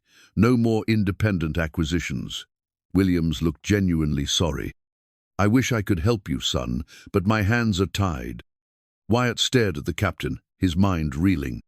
After everything, the dangerous journey, the confrontation with Morrison, the wound that still throbbed with every heartbeat at it, was all for nothing. "But you said you needed horses." "We do, desperately, but needing them and being authorized to buy them are two different things in the Army." Williams clapped a sympathetic hand on Wyatt's good shoulder. "I'm sorry, Ellison. If there was anything I could do—" "Wait." The voice belonged to the young lieutenant who'd helped with the horse capture. "Captain, what about Morrison?" Williams' expression darkened. "What about him?" "Well, sir, Morrison's been selling horses to the fort for months now. Horses that mysteriously show up right after ranchers report missing stock. If we're buying stolen horses from him, why can't we buy honest ones from Ellison here?" "Because Morrison has an authorized contract with the territorial government. Legal paperwork, official seals, the whole works." Williams' voice was bitter. "The fact that he's a rustling scoundrel doesn't matter as long as his papers are in order." Wyatt felt a chill that had nothing to do with the winter air. "Morrison has a contract to sell horses to the Army. 6-month exclusive arrangement. Started in September, runs through February." Williams spat in the dust. "Worst decision the territorial commissioner ever made, but it's legally binding." The pieces began falling into place in Wyatt's mind, forming a picture so ugly he almost couldn't believe it. The rustlers who threatened Rush alone of them was named Morrison. Black beard, heavy-set man with mean eyes. "That's him." Williams cursed colorfully. "Buck Morrison.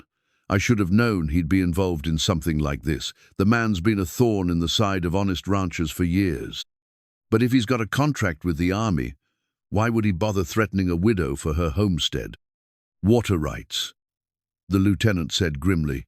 "The creek that runs through her property is the best source for miles around, perfect for watering large herds before driving them to market." The full scope of the conspiracy hit Wyatt like a lightning bolt. Morrison hadn't just been trying to intimidate Rachel into selling, he'd been laying the groundwork for a larger operation. Get control of her land and its water rights, then use it as a staging area for rustled horses that would eventually be sold to the Army under his legitimate contract. "That's why the bank debt became due so suddenly," Wyatt said, the words coming out in a rush as understanding dawned. "Morrison needed her off that land before his contract expired." Williams nodded grimly. "And with his contract in place, no independent seller can compete. He's got the market locked up." Wyatt felt the weight of failure crushing down on him. All his efforts, all his dreams of saving Rachel's homestead, had been undone by bureaucratic red tape and corruption. The horses that should have been their salvation were worthless in his hands. "There has to be something," he said desperately.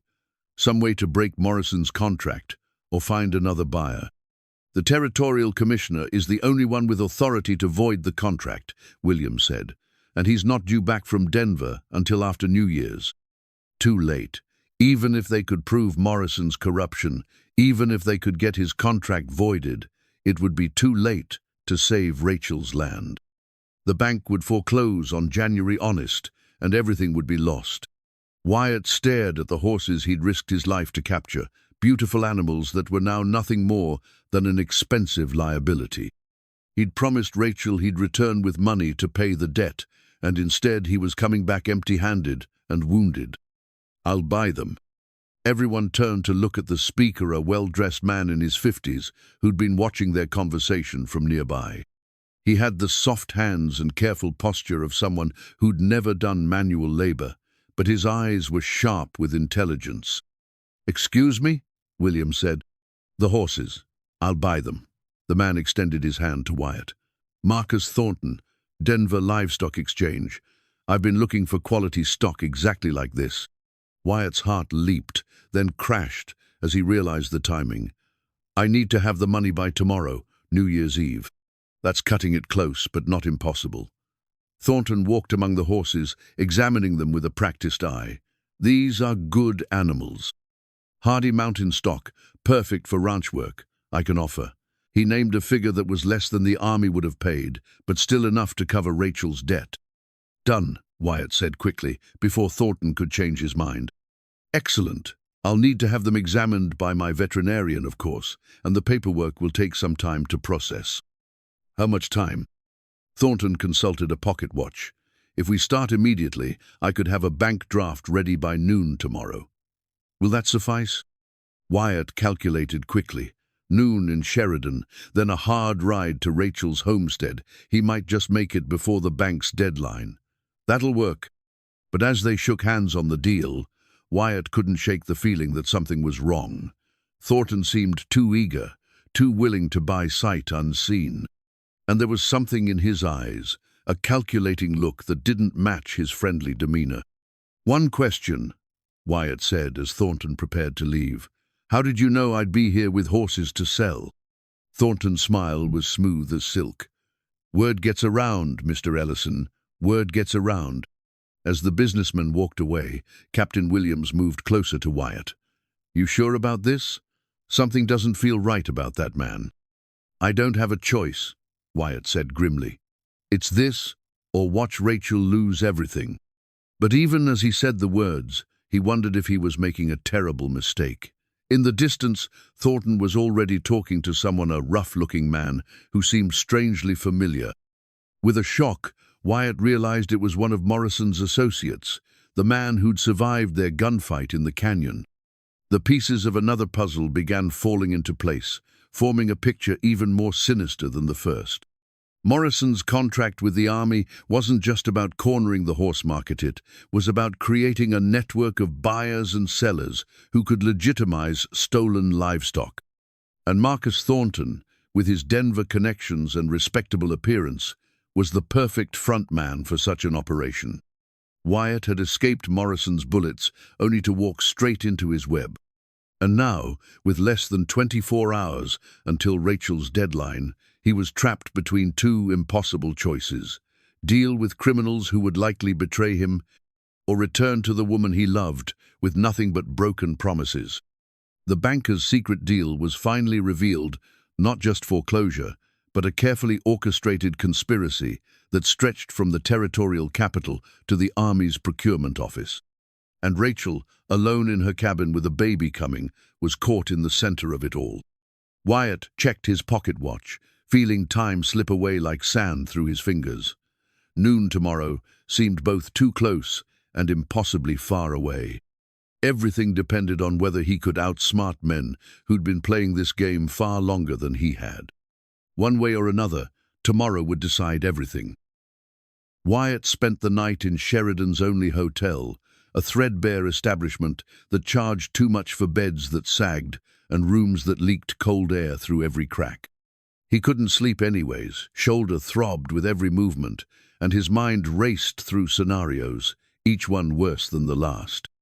At first light, he was at the livestock exchange office, waiting for Thornton to arrive. The businessman appeared precisely at 8 o'clock, looking rested and confident in a way that made Wyatt's stomach clench with suspicion. Ready to complete our transaction? Thornton asked, producing a sheaf of official-looking papers. I've had my veterinarian examine the horses. Excellent stock, just as you promised. Wyatt read through the contract carefully, his limited education struggling with the legal language. The terms seemed straightforward: payment upon delivery, ownership transferring immediately upon signature. But something nagged at him, a feeling that important details were hidden in the flowery phrases. This clause here, Wyatt said, pointing to a paragraph near the bottom. What does this mean exactly? Thornton barely glanced at the text.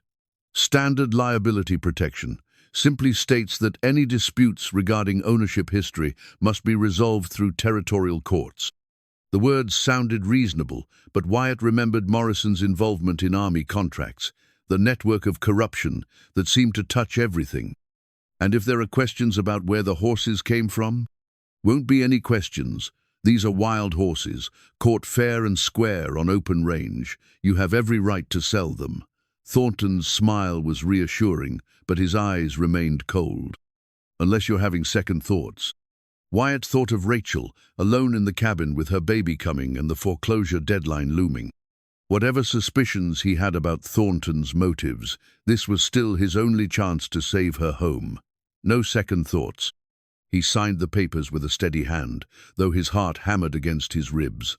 Thornton produced a bank draft, drawn on a Denver institution, the amount carefully written in precise script.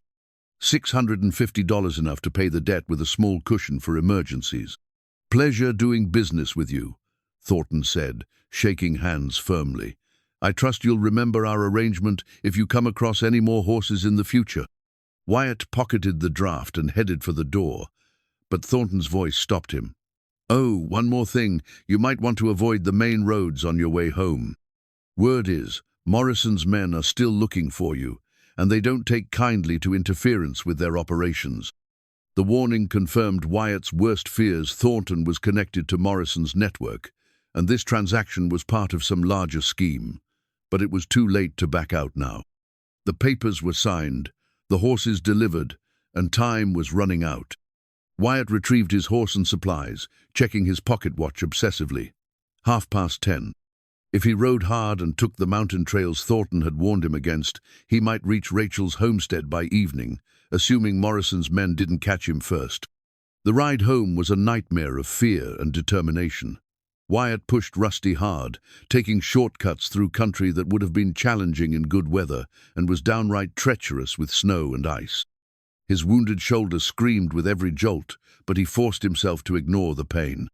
Twice he spotted riders in the distance and had to take cover, waiting while unknown men passed by. Were they Morrison's associates or just travelers? He couldn't take chances. Too much depended on reaching Rachel safely.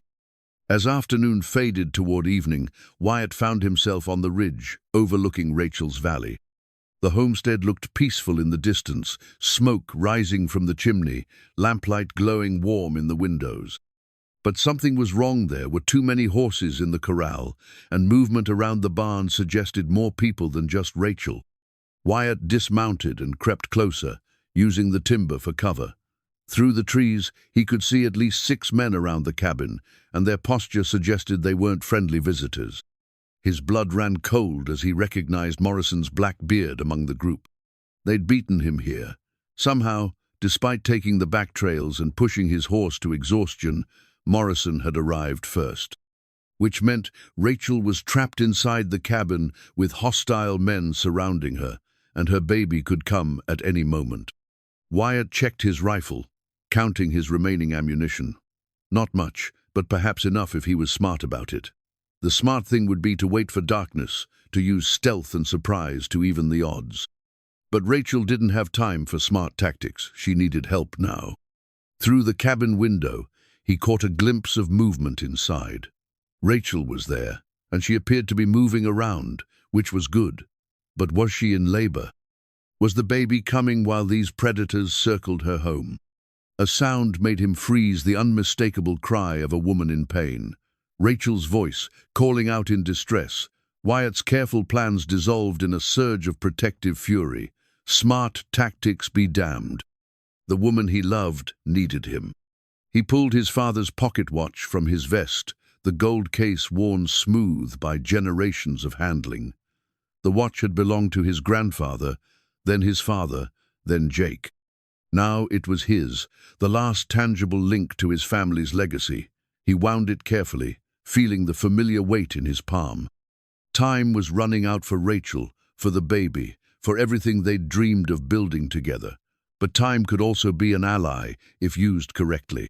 Wyatt had learned patience from years of working with stubborn horses, had learned to wait for exactly the right moment to act.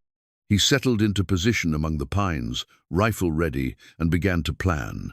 Morrison might have more men, but Wyatt had something the rustler lacked: a reason to fight that went deeper than greed or territory.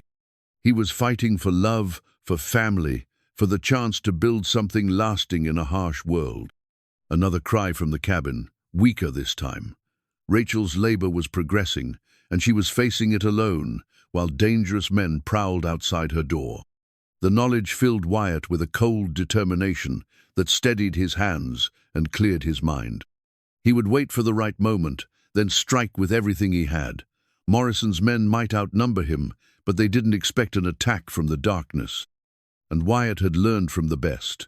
Jake had taught him that sometimes a single man with the right motivation could overcome impossible odds. The pocket watch ticked steadily in his palm, marking moments that felt both eternal and fleeting.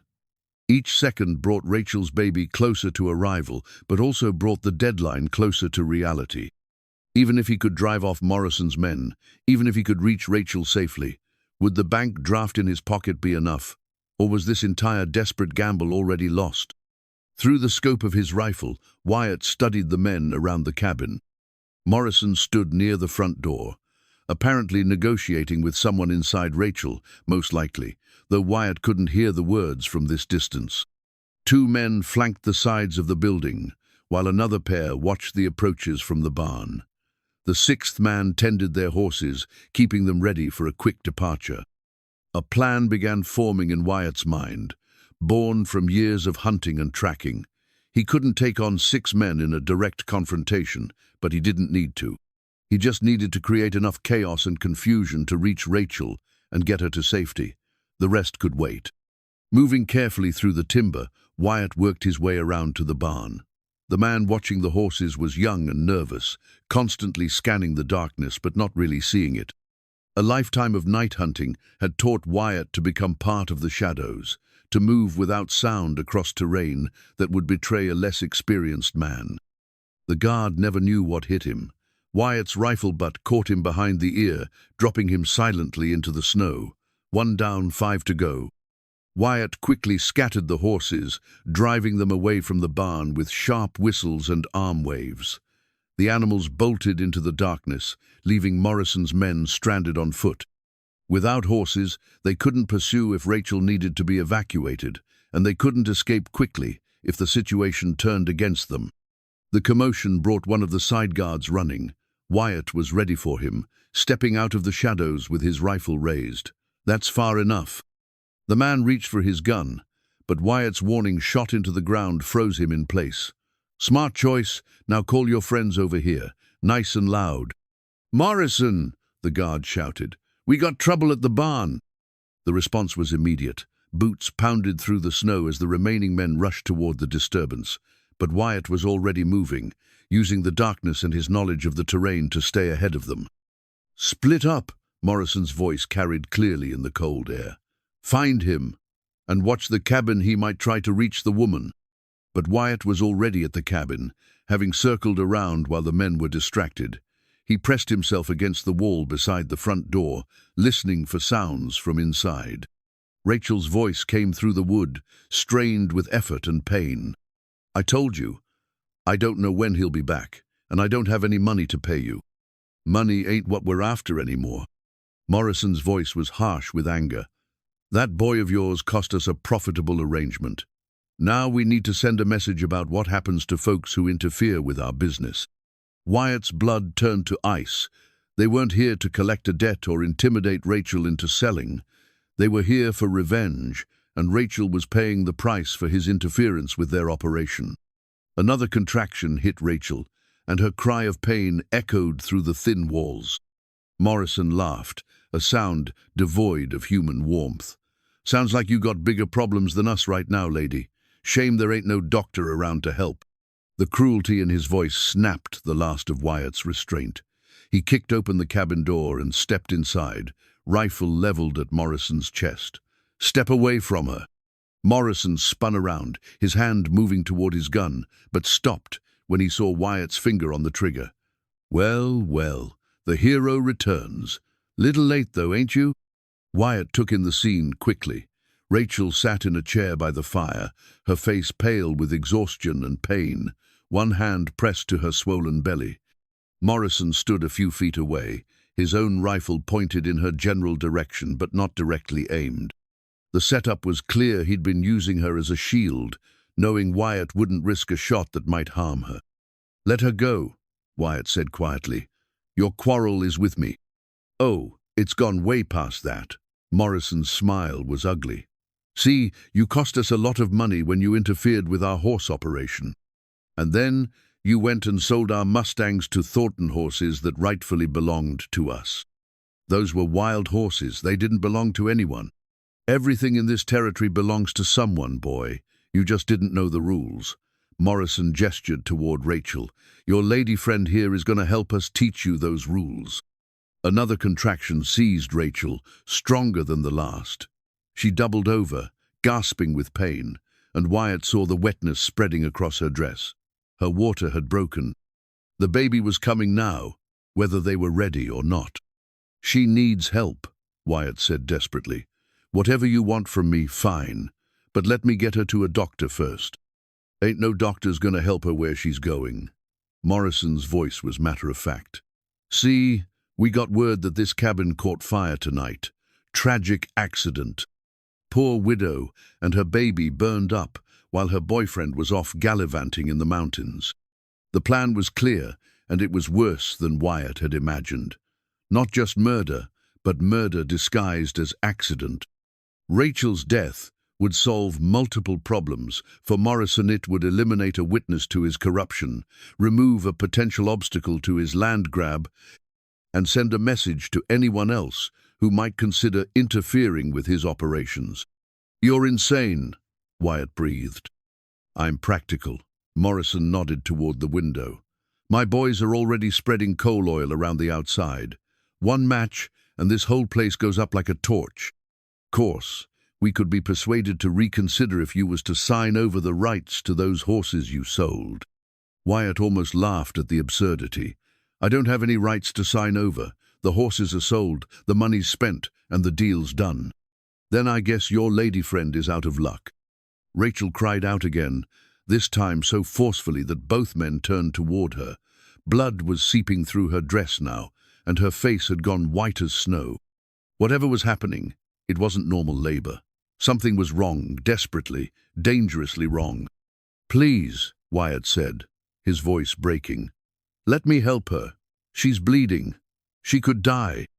Morrison studied Rachel's condition with the cold calculation of a man evaluating livestock. "Might save us the trouble of burning the place down. Dead women don't need cabins." The casual cruelty of the words ignited something primal in Wyatt. Years of control, of patient planning and careful consideration evaporated in an instant. He was moving before conscious thought formed, diving toward Morrison as the rustler brought his rifle to bear. They hit the floor together, grappling for control of Morrison's weapon. The man was heavier and stronger, but Wyatt had desperation on his side. Behind them, Rachel's cries grew weaker, more urgent. The rifle discharged into the ceiling, filling the cabin with smoke and the stench of gunpowder. Shouts erupted from outside as Morrison's men realized the situation had gone wrong. Boots pounded toward the cabin as reinforcements rushed to their leader's aid. Wyatt managed to wrench the rifle away, but Morrison was already drawing his sidearm. Time slowed as Wyatt saw the barrel swinging toward him, saw Morrison's finger tightening on the trigger, saw his own death approaching with mechanical precision.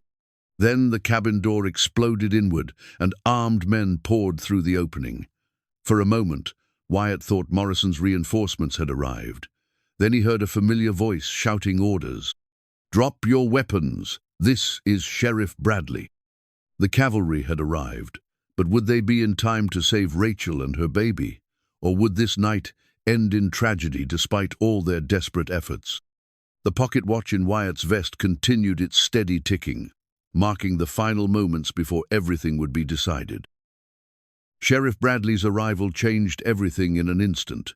Morrison's hand froze on his pistol as armed lawmen filled the cabin, their rifles trained on the rustlers.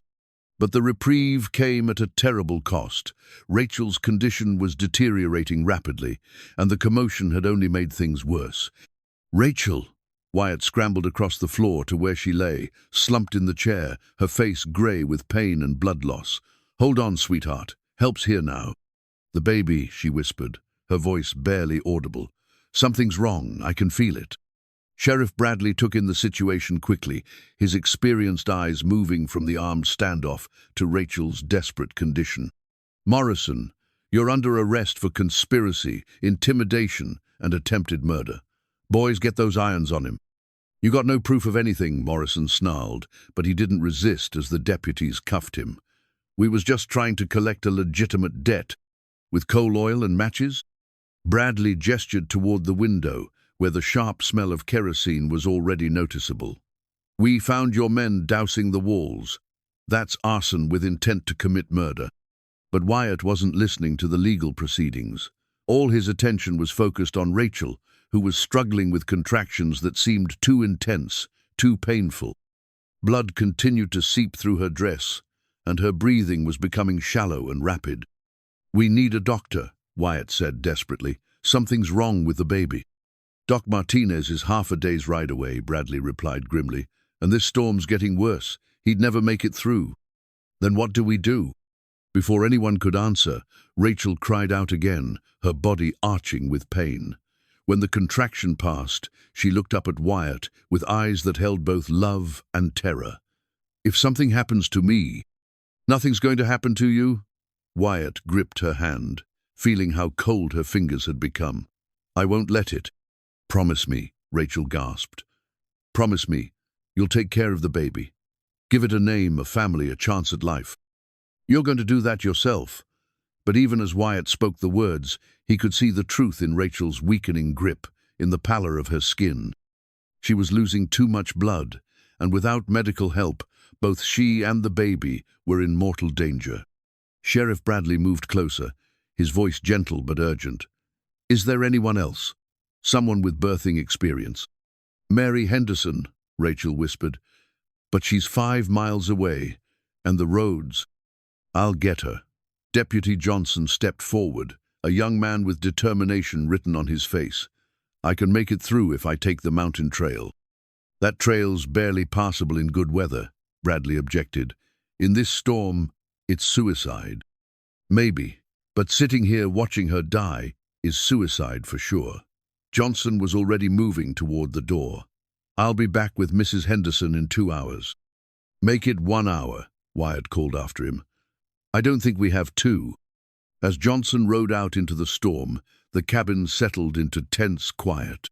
Morrison and his men had been secured in the barn under guard, leaving only Wyatt, Rachel, Sheriff Bradley, and 2 deputies in the main room. The fire crackled in the stove, casting dancing shadows on the walls, but the warmth couldn't touch the chill of fear that filled the space. Rachel's contractions were coming faster now, each one stronger than the last. Between them, she drifted in and out of consciousness, her strength ebbing with each wave of pain. Wyatt held her hand, whispering words of encouragement and love, but he could see she was slipping away. "The bank draft," Rachel murmured during a brief lucid moment. "Did you?" "It's here." Wyatt pulled the paper from his coat, showing her the official seal and the amount. $650, enough to pay the debt and have money left over. Rachel's smile was weak but genuine. "You did it. You actually did it." "We did it, together." Wyatt brushed a strand of hair from her forehead, his own eyes bright with unshed tears. "And we're going to raise this baby together, in the home you and Samuel built." But Rachel's eyes had drifted closed again, and her breathing was becoming increasingly labored. The contractions continued, but they seemed to be weakening, as if her body was losing the strength to push. Sheriff Bradley pulled Wyatt aside, his voice low and grim. "Son, I've seen this before. She's bleeding internally, and without proper medical care." "Don't." Wyatt's voice was sharp with desperation. "Don't you dare finish that sentence. I'm just saying you need to prepare yourself for the possibility." "No." Wyatt turned back to Rachel, taking her hand again. "She's going to make it. She has to make it." But even as he spoke the words, Rachel's grip grew weaker. Her pulse was thready and rapid, and her skin had taken on a waxy pallor that spoke of massive blood loss. Time was running out, and Deputy Johnson was still an hour away, at best. Then, impossibly, Rachel's eyes opened wide. "The baby!" she gasped. "It's coming! It's coming now!" The contraction that followed was different from the other, stronger, more purposeful. Rachel's body arched with effort, and suddenly there was urgency in the air, a sense that events were moving beyond anyone's control. "What do we do?" Sheriff Bradley asked, looking as helpless as Wyatt felt. "We help her." Wyatt moved to Rachel's side, drawing on half-remembered stories of births he'd witnessed on farms and ranches. "We help her bring this baby into the world." Rachel gripped his hand with surprising strength, her eyes focused and determined despite her weakness. "If I don't make it, you will." "If I don't," she continued stubbornly, "promise me you'll stay. Promise me you'll make this place a home for our child." Our child. The words hit Wyatt like a physical blow, carrying all the weight of love and hope and desperate dreams. "I promise." Another contraction seized Rachel, and this time Wyatt could see movement, could see that the baby was indeed coming. Ready or not, prepared or not, the child was going to arrive in this storm-lashed cabin, with only love and determination to ease its way into the world. "Sheriff," Wyatt called without taking his eyes off Rachel. "We're going to need clean linens, hot water, and something to cut the cord." Bradley nodded grimly and began gathering supplies. Outside, the storm continued to rage, but inside the cabin, a different kind of battle was being fought, a battle between life and death, hope and despair, love and loss. And in the center of it all, Rachel Carter fought with everything she had left to bring her child safely into the world. The next hour passed in a blur of pain, determination, and desperate hope. Rachel's labor progressed with frightening intensity, each contraction bringing the baby closer, but also draining more of her dwindling strength. Wyatt stayed beside her, offering what comfort he could, while Sheriff Bradley and his men prepared the makeshift birthing supplies. "I can see the head," Wyatt said, his voice tight with emotion. "Rachel, the baby's almost here." But Rachel's response was barely a whisper. The blood loss had taken its toll, and she was drifting in and out of consciousness between contractions. Her pulse was weak and thready, and her skin had taken on an alarming grayish pallor. "Come on, sweetheart," Wyatt murmured, gripping her hand. "Stay with me. Your baby needs you to stay with me." Another contraction, weaker than the last, and suddenly everything changed. Instead of one baby, Wyatt found himself looking at two tiny heads crowning simultaneously. Twins. Rachel was carrying twins, and both babies were trying to be born at the same time. "Sheriff," Wyatt called urgently. "We've got complications. There are two babies, and they're—" He didn't finish the sentence because at that moment, the first baby slipped free in a rush of fluid and blood. A girl, tiny and blue but moving, her mouth opening in a thin wail that filled the cabin with hope and terror in equal measure. Wyatt caught the infant carefully, his hands shaking as he cleared her airway and wrapped her in clean linens. She was so small, so fragile, but her cry was strong and clear. Alive, definitely alive. But there was no time to celebrate. The second baby was still coming, and Rachel was growing weaker by the moment.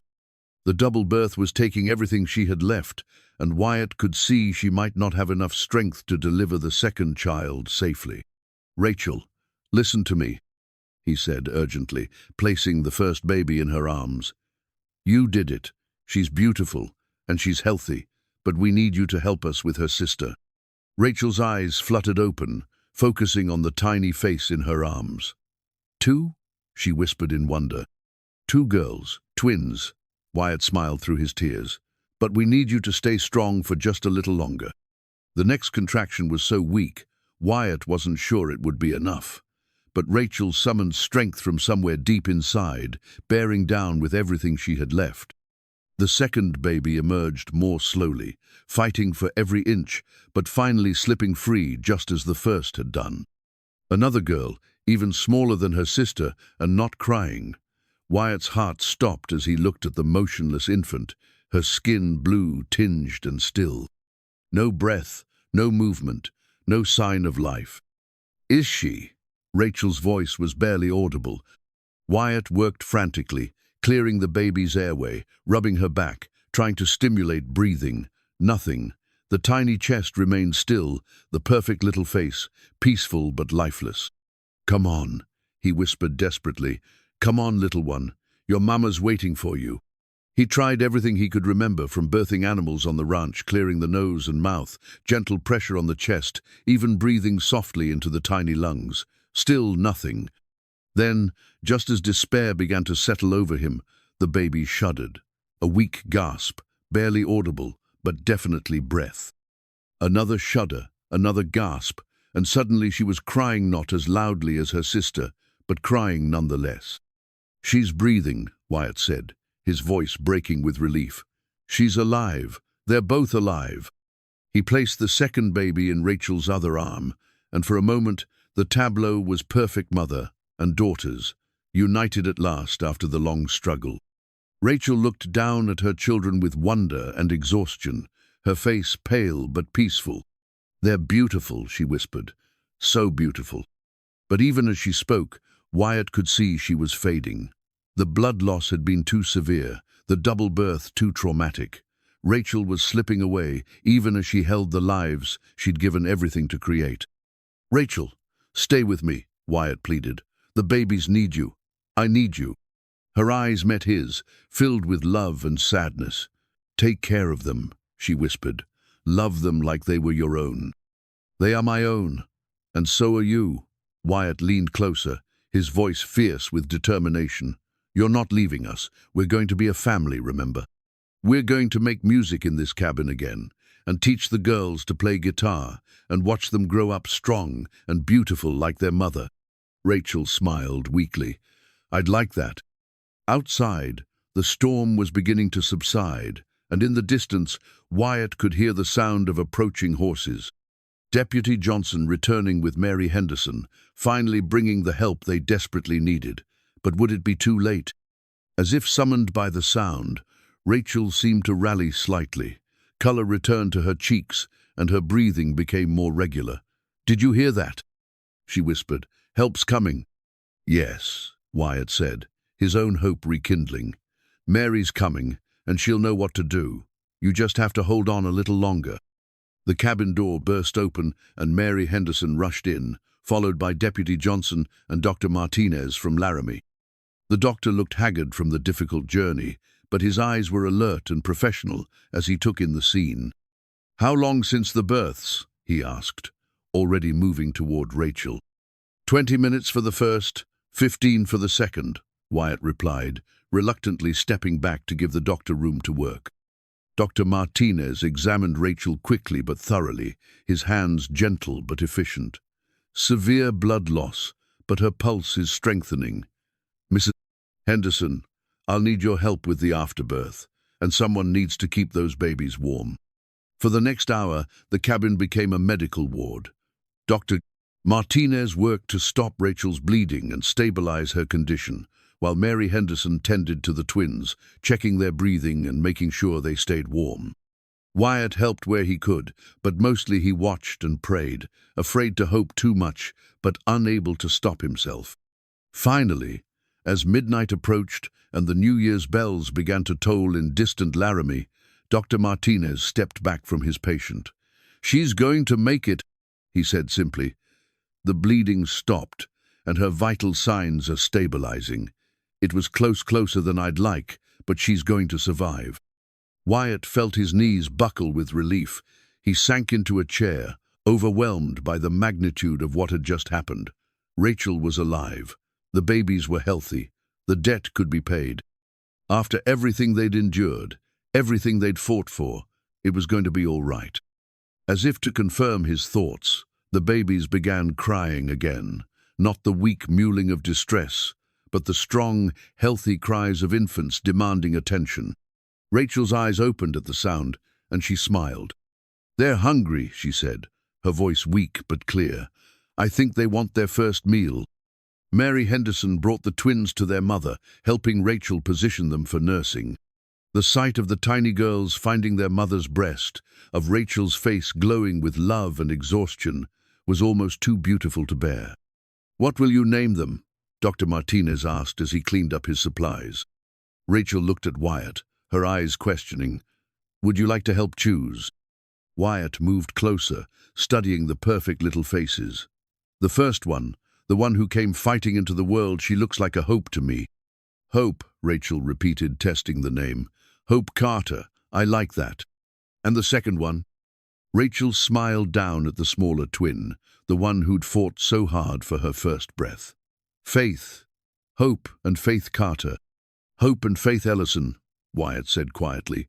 "If you'll have me." Rachel's eyes filled with tear-shappy tears this time. "Are you asking what I think you're asking?" "I'm asking if you'll marry me, Rachel Carter. If you'll let me be a father to these beautiful girls and a husband to the strongest woman I've ever known." "Yes," she whispered. "Yes, yes, yes." As the clock struck midnight, welcoming 1896, Wyatt leaned down and kissed Rachel gently, sealing their promise. Outside, the storm had finally passed, leaving the world clean and white and full of possibility. The bank debt would be paid in the morning. Morrison and his men would face justice. And in this small cabin in the Wyoming Territory, a new family had been born from love, hope, and the courage to fight for what mattered most. The future stretched ahead of them, uncertain but bright with promise, and for the first time in months, Rachel Carter, soon to be Rachel Ellison, wasn't facing it alone. Dawn on New Year's Day broke clear and brilliant, painting the snow-covered landscape in shades of gold and rose. The storm had passed, leaving behind a world that felt washed clean and full of promise. Inside the cabin, Rachel dozed peacefully, while Hope and Faith slept in the cradle Wyatt had hastily assembled from apple crates and soft blankets. Sheriff Bradley had departed before sunrise, taking Morrison and his men back to Laramie to face charges that would likely put them away for years. The conspiracy had unraveled completely once Morrison started talking, trying to save his own skin by implicating his accomplices in the territorial government. Justice would be slow but certain. Dr. Martinez remained until mid-morning, ensuring Rachel's recovery was progressing normally and teaching Wyatt the basics of caring for newborn twins. Mary Henderson bustled around the cabin, preparing meals and organizing the supplies that would see the new family through their first challenging weeks. "You did well last night," Dr. Martinez told Wyatt as he prepared to leave. "Not many men could have handled that situation with such composure." "I had help," Wyatt replied, glancing toward the bed where Rachel rested. "She did all the hard work." "Bringing children into the world is always a partnership," the doctor said with a smile. "You'll make a good father." After the visitors departed, the cabin settled into peaceful quiet. Wyatt sat beside Rachel's bed, watching her sleep, still hardly believing that everything had worked out. The bank draft lay on the table beside Samuel's guitar, payment for a debt that had seemed impossible just days before. Rachel stirred, her eyes opening slowly. "How long did I sleep?" "A few hours. The girls have been angels, barely a peep out of them." Wyatt reached for her hand, marveling at how much stronger her grip felt already. "How are you feeling?" "Sore, tired, happy." Rachel's smile was radiant despite her exhaustion. "Are they really ours? Did we really make it through?" "We really did." Wyatt leaned down to kiss her forehead. "The debt's paid, Morrison's in jail, and we have 2 beautiful daughters to show for our troubles." As if summoned by their voices, Hope began to fuss in her makeshift cradle. Rachel started to sit up, but Wyatt gently pressed her back against the pillows. "I'll get her. You need to rest." He lifted the tiny girl carefully, still amazed by how light she felt in his arms. Hope's eyes were open, dark blue like her mother's, studying his face with the intense concentration that seemed to be her nature. When he brought her to Rachel for nursing, Faith woke as well, not to be outdone by her sister. "They're going to keep us busy," Rachel observed as she settled both babies against her. "Good thing there are 2 of us now." Rachel looked up at him, her expression growing serious. "Wyatt, about last night when I asked you to marry me." "When I asked you to marry me," he corrected gently. "Were you certain? because I come with complications now. 2 babies, a homestead that needs constant work, memories of another man. Wyatt silenced her with a finger against her lips. Rachel Lynne Carter, I've been certain about you since the moment you opened that door to let me in from the storm. Everything else, the babies, the homestead, even the memories of Samuel there, not complications. They're gifts. Even Samuel's memory? Especially that. He was a good man who loved you well, and I'm honored to continue what he started. Wyatt's voice was steady and sure. I'm not trying to replace him or erase what you had together. I'm just grateful for the chance to love you from here forward. Rachel's eyes filled with tears. How did I get so lucky twice in one lifetime? I don't know, but I intend to spend the rest of my life making sure you never regret taking that chance on a poor cowboy with nothing but firewood to offer. They were interrupted by a knock at the door, not the desperate pounding of the night before, but a polite, measured sound. Wyatt opened it to find a well-dressed man in his 50s with the soft hands and careful posture of someone who worked with papers rather than physical labor. Mr. Ellison, I'm Harold Whitmore from the Territorial Bank in Laramie. I understand you have a payment to make. Wyatt retrieved the bank draft, studying the banker's face for signs of deception or corruption. But Whitmore seemed genuinely pleased by the payment, handling the paperwork with efficient professionalism. This concludes Mrs. Carter's obligation to the bank, Whitmore said, stamping the final document with official authority. The homestead deed is clear, and all liens are satisfied. He paused, consulting his notes. There's also the matter of the reward. Reward? For information leading to the arrest and conviction of Buck Morrison, the territorial government has been trying to build a case against him for months. Your testimony, combined with the evidence Sheriff Bradley gathered, finally gave us what we needed. Whitmore produced another bank draft. $500, with the territory's gratitude. Wyatt stared at the unexpected windfall, hardly able to process this final stroke of good fortune. Between the horse money and the reward, they'd have enough to not just survive but prosper, to buy livestock, improve the homestead, and build a real future for their family. There's one more thing, Whitmore continued. Morrison's assets are being seized by the territorial court. That includes several parcels of land he obtained through fraudulent means. If you're interested in expanding your holdings, the government will be auctioning those properties at very reasonable prices. After Whitmore left, Rachel and Wyatt sat together in the warm cabin, surrounded by the quiet sounds of their new life, the baby's soft breathing, the crackle of the fire, the whisper of wind through the eaves. Samuel's guitar leaned against the wall, waiting for music to fill the room again. What do you think Samuel would say about all this? Rachel asked quietly. Wyatt considered the question carefully. I think he'd be glad his family was safe and provided for.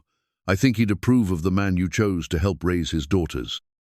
Our daughters, Rachel corrected. Hope and Faith Ellison. Our daughters, Wyatt agreed. And there might be more children someday if we're blessed. I'd like that. A big family, lots of laughter and music and love. Wyatt picked up Samuel's guitar, running his fingers over the familiar strings. The instrument was perfectly tuned, as if it had been waiting for this moment. He strummed a gentle chord, and the sound filled the cabin with warmth and promise. What should I play? He asked.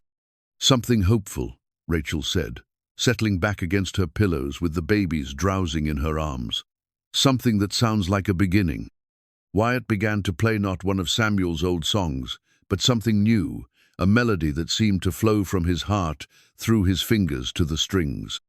It was a song about love found in unexpected places, about families built from hope and determination, about the courage to begin again when everything seemed lost. Rachel's voice joined his, soft and sweet, adding harmonies that made the simple melody soar. The babies seemed to respond to the music, their tiny faces peaceful and content. Outside, the Wyoming wind carried the sound across the valley, where it mixed with the calls of hawks and the distant lowing of cattle, the sounds of life continuing, of dreams being reborn, of love triumphing over hardship. As the song faded into comfortable silence, Wyatt looked around the cabin that had become his home. The foreclosure notice was gone from the mantle, replaced by the deed that secured their future. Samuel's wooden horse sat beside it, waiting for little hands to discover its simple magic. The stove radiated warmth, the larder was full, and the woodbox overflowed with split pine that would last through the remainder of winter. But most importantly, the cabin was filled with family, with love that had grown from the smallest spark of kindness into a fire that would burn for generations. Hope stirred in her mother's arms, as if sensing the completion of her story, and Faith followed suit, the twins already showing the synchronicity that would mark their lives. "Thank you," Rachel whispered, though Wyatt wasn't sure if she was speaking to him, to Samuel's memory, or to the universe itself. "For what?" "For knocking on my door with firewood, for believing in impossible things, for giving me a future when I thought I had none." Wyatt leaned over to kiss her gently, tasting salt from the happy tears on her cheeks. "Thank you for opening the door, for taking a chance on a poor cowboy with nothing but good intentions." Outside, the sun climbed higher in the clear winter sky, promising a day of brilliant warmth despite the snow. The homestead that had seemed so precarious just days before now felt solid and permanent, rooted in the Wyoming earth, like the love that had saved it. Wyatt set the guitar aside and moved to the window, looking out at the land that was now truly theirs. The barn needed repairs, the fences required mending, and spring would bring 100 tasks that would test their resolve. But for the first time since arriving with his armload of firewood, those challenges felt like opportunities rather than obstacles. "What are you thinking about?" Rachel asked softly. "The future. Our future." Wyatt turned back to her, his heart full of plans and possibilities. "I'm thinking about the garden we'll plant come spring, and the cattle we'll buy with the reward money. I'm thinking about teaching the girls to ride, and the music we'll make together on quiet evenings. And I'm thinking about how hope really can arrive when you least expect it, wrapped up in the most ordinary things." He gestured toward the remaining firewood by the door. "Sometimes salvation comes disguised as simple kindness." Rachel smiled, shifting the sleeping babies in her arms. "I used to think my story ended when Samuel died, but it was really just the end of one chapter, and the beginning of another." "The beginning of the best chapter," she corrected, "the one where love wins." As if in agreement, both babies stirred simultaneously, their tiny mouths opening in perfectly synchronized yawns. The sight made both parents laugh, the first truly carefree laughter the cabin had heard in months. "They're going to be trouble, those two," Wyatt observed. "The best kind of trouble." Rachel's voice was warm with contentment, the kind that makes life worth living. In the distance, church bells from Laramie carried on the wind, marking the new year with bronze voices that seemed to bless everything they touched. The sound reminded Wyatt of his grandfather's stories about the old country, about traditions that connected one generation to the next through love and memory and hope. Soon those bells would ring for Hope and Faith's christening, and someday, God willing, for their weddings. The wooden horse on the mantle would pass to eager hands, and new songs would join the old ones echoing through these walls. The homestead would grow and prosper, becoming the foundation for a legacy that might last for generations. But that was tomorrow's dream. Today was for rest and recovery, for marveling at the miracle of new life and the grace that had brought them all safely through the storm. Today was for holding close the people who mattered most and giving thanks for the simple gift of being alive and together. As the afternoon sun began its descent toward the western mountains, painting the cabin in shades of gold and amber, Wyatt Boone Ellison settled beside his wife and daughters, guitar within easy reach. Firewood stacked high against the cold, and his heart fuller than he had ever dared to imagine possible. The poor cowboy who had knocked on a desperate widow's door with nothing but kindness to offer had found something infinitely more valuable in return: a family, a home, and the knowledge that sometimes the most extraordinary stories begin with the most ordinary acts of love. Hope and Faith slept peacefully in their mother's arms, already citizens of a world their parents had fought to preserve and protect.